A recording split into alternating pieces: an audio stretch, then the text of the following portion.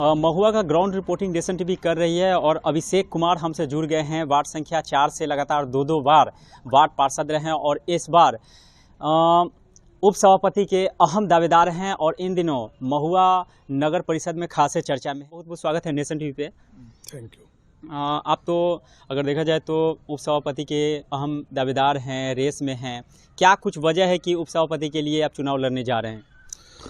Actually 2015 में नगर परिषद का गठन हुआ, नगर पंचायत का गठन हुआ जी। और नॉन पॉलिटिकल लोग होने के बावजूद भी नगर पंचायत के क्षेत्र में हम आए। लोगों की दिन रात जब भी किसी तरह की परेशानी होती थी हम लोगों के बीच में जाते थे, आते थे।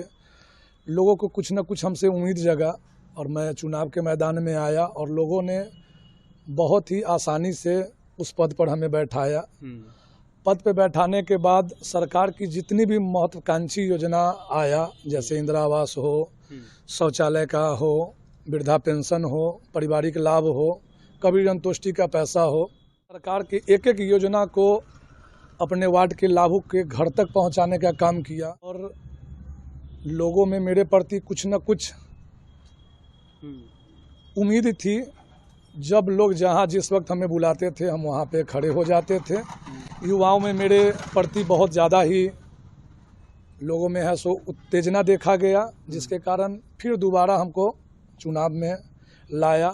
और जहां तक की रह गई बात की विकास का काम दूसरे टर्म में बहुत धीमा रहा।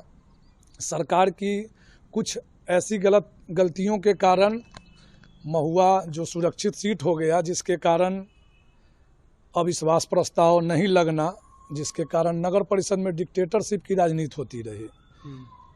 और आप लोग भी मीडिया से जुड़े हुए हैं, जब हम किसी पर हमला कर ही नहीं सकते हैं तो स्वाभाविक है कि उनकी तानाशाही चलती ही रहेगी।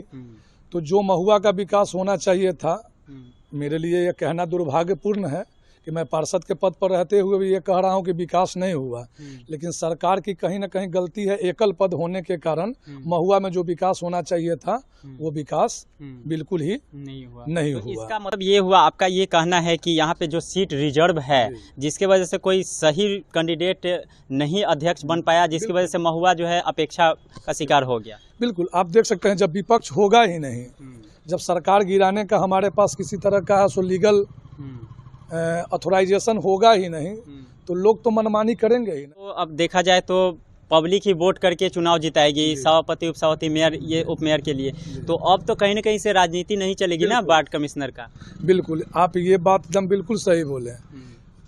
और उप सभापति में लड़ने का मेरा सबसे बड़ा मकसद और खुशी भी इसी बात का है कि ये चुनाव डायरेक्ट पब्लिकली होना है।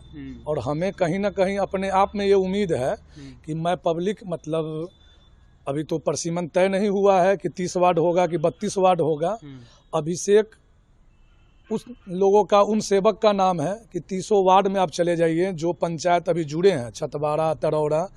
शायद मुझे नहीं लगता है, और ये मेरा कहना भी मतलब जाति नहीं होगा, कि अब 30 वार्ड में आप सर्वे करके देख लीजिए, अभिषेक नाम आपको सारे जगह है सो सुनने को मिलेगा। देना चाहता हूँ सरकार के द्वारा इस लोकतंत्र में जो भी जनप्रतिनिधि जनता के द्वारा चुन के आते हैं, कोई पद छोटा और बड़ा नहीं होता है।